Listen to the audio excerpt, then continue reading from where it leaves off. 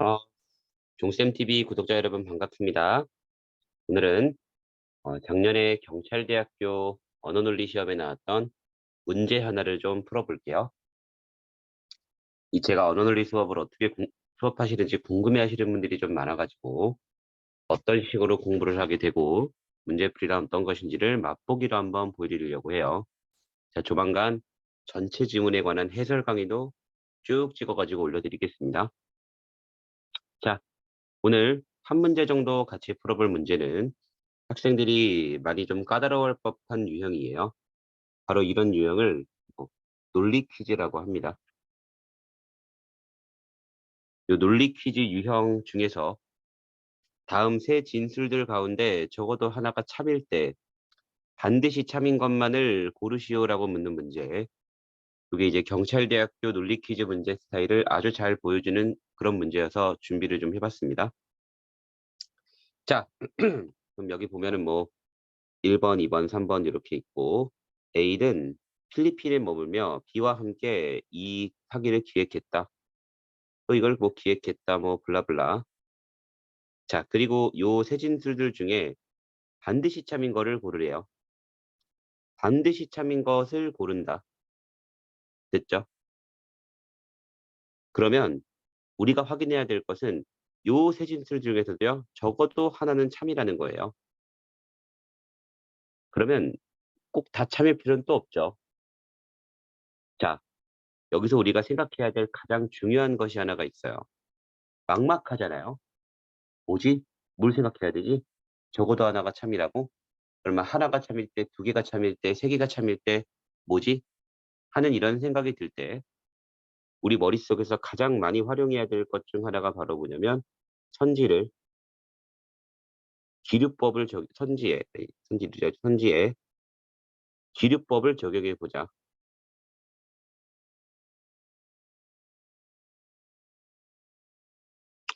요 말씀을 좀 드려보고 싶어요. 선지에 기류법이라는 것을 적용한다. 자, 그럼 이게 무슨 말이냐? 기류법이라고 하면요. 기류법이라고 하면 반대 진술을 해서 모순을 찾는 거예요. 이게 논리 퀴즈 중에서 제일 활용하기 어려운 거기도 하지만 알고 나면 제일 꿀이 될 수도 있는 포인트가 됩니다. 반대 진술에서 모순을 찾는다. 그럼 역으로 그 진술은 무조건 참이 되는 거죠. 반대말의 경우에 모순점이 생기기 때문에 역으로 원래 진술은 무조건 참이 돼 버린다는 것을 뜻해요. 자, 천천히 가볼게요. 기억 이렇게 써 있죠? A 또는 B가 이번 전기통신 금융사기를 기획했다. 자, 이게 반드시 참이라는 걸 알아야 돼요. 절대 거짓이 없고 무조건 참이다. 이걸요, 이렇게 접근하면 곤란해요. 아니, 둘 중 한 명은 했겠지, 뭐. 이러면 큰일 나는 겁니다. 이건 문제풀이가 아니에요. 여러분들이 이때 따져야 되는 건 바로 기류법이라는 겁니다. 그러면 A 또는 B를 반대말로 뒤집게 되면 A가 아니고 옳은 AND로 바뀌고 B가 아니다가 돼요. 이런 게 이제 저랑 언어 논리를 공부하시게 되면 다 체계적으로 배우게 될 과정이 되겠습니다. 자, 그러면 기억을 기류법으로 한번 만들어 볼게요. 그러면 기류법으로 만들면 반대말로 만들면 되겠네요. 일단 얘를 반대말로 만들면 A, AND, B가 돼요. 또는 이 AND가 되니까 전기, 통신, 금융사기를 기획하지 않았다가 되는 겁니다. A와 B 둘 다 전기통신 금융사기를 기획하지 않았다. 이게 반대 진술이에요. 자, 그러면 반대말에서 모순을 찾는다 그랬죠? 모순은 여기서 찾는 거예요. 뭘 가지고요? 이 문제 조건을 가지고. 세 진술들 가운데 적어도 하나가 참이래요. 보이시죠? 그러면 셋 다 거짓이면 모순이에요. 셋 다 거짓이면 모순이에요. 즉 반대말로 가정했을 때 A와 B는 전기통신 금융 사기를 기획하지 않았다라고 가정을 했을 때 만약에 보기에 세 진술 모두 거짓이 되면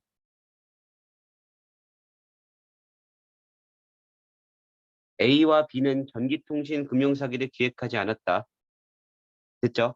요렇게 기류법으로 만들어서 보기의 세 진술 모두가 다 거짓이 돼 버린다. 그러면 얘는 모순이 되는 거예요. 그러면 그렇게 되면 기억은 반드시 참이 되는 겁니다. 왜냐면 기억 선지에 반대말에 모순이 생기기 때문에 반대로 기억은 반드시 참인애가 되는 거예요. 즉 반대말이 모순임을 증명해서 얘를 표현하는 거다라고 봐 주시면 되겠습니다. 자, 여기 한번 보겠습니다. 이걸 가져가고 여기를 빗대 볼게요. A와 B는 모두 정기금융사기 기획하지 않았다. 벌써 A는 틀렸죠. A는 기획했다니까 얘는 거짓되고 얘도 거짓되고 얘도 거짓돼요. A 및 B와 함께라고 했으니. 즉 기억 선지를 반대말로 뒤집게 되면요. 세 진술 다 거짓이 돼 버립니다. 기억의 진술을 반대말로 뒤집으면 세 진술 다 거짓돼 버리기 때문에 이 문제의 조건과 모순점이 생겨 버려요. 적어도 하나가 참이 되는 게 아니라 세 진술 다 거짓이 돼 버리죠. 그러니까 반대말에 모순점이 생겼습니다. 그러니까 기억은 반드시 참이에요. 요게 첫 번째 기억을 판단하는 기준치가 되겠습니다. 자, 니은도 한번 같이 보겠습니다. 니은도 만일 A가 올해 필리핀에 머문 적이 없다면 C는 올해 중국에 머문 적이 있거나 필리핀에 머문 적이 있다. 똑같아요. 여러분 이런 게 있죠. 조건문이라는 건 귀류법을 활용하기가 너무 좋은 겁니다. 니은도 귀류법을 한번 활용해 볼게요. A이면 B이다를 거짓으로 가정하면요. 반대말로 가정하면 어떤 일이 벌어지냐면 A는 참이고 B는 거짓이에요. 이거는 마찬가지로 배워야 될 기초적인 개념입니다. 그럼 니은 선지를 기류법으로 가정하면요. 어떤 일이 벌어지냐면 A는 필리핀에 머문 적이 없고요. 그다음에 C는 어떤 일이 벌어지냐면 중국에도 머물지 않았고 필리핀에는 머문 적이 없는 거예요. 중국이나 필리핀에 둘 다 이 건화가 엔드로 바뀌니까 중국에도 머문 적이 없고 필리핀에도 머문 적이 없다. 자, 요 가정을 가지고 우리 셋 다 거짓이 돼 버리는지를 한번 확인해 볼게요. 됐죠?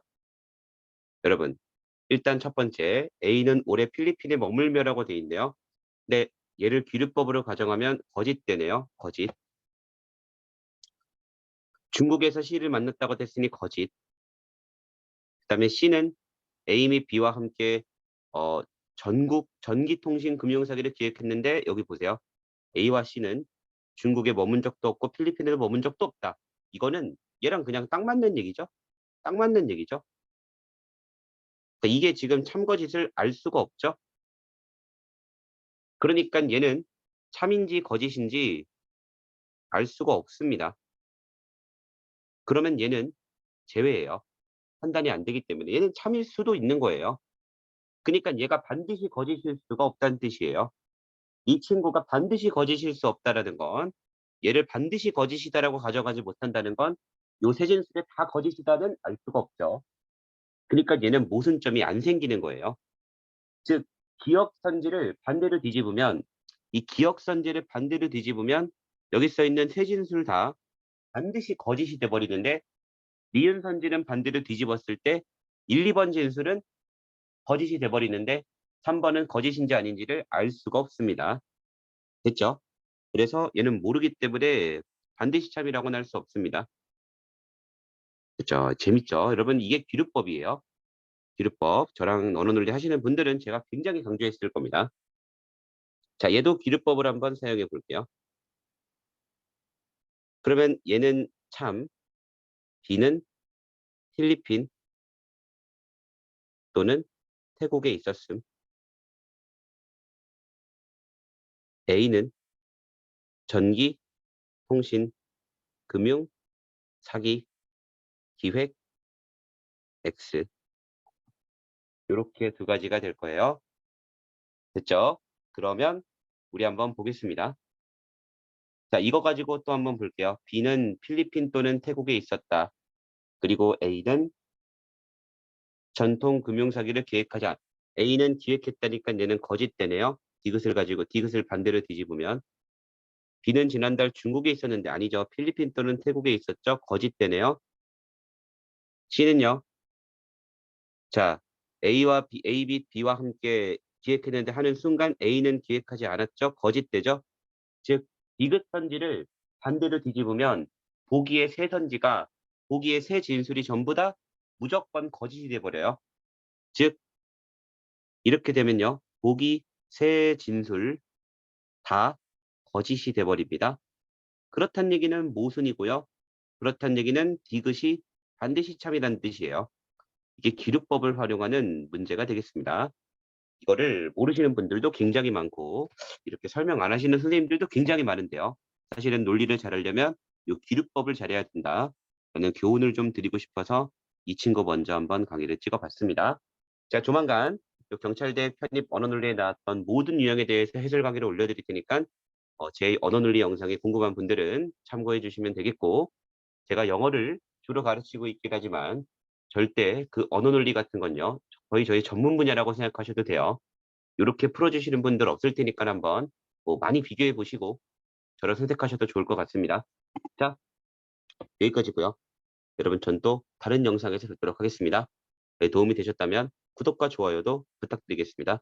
감사합니다.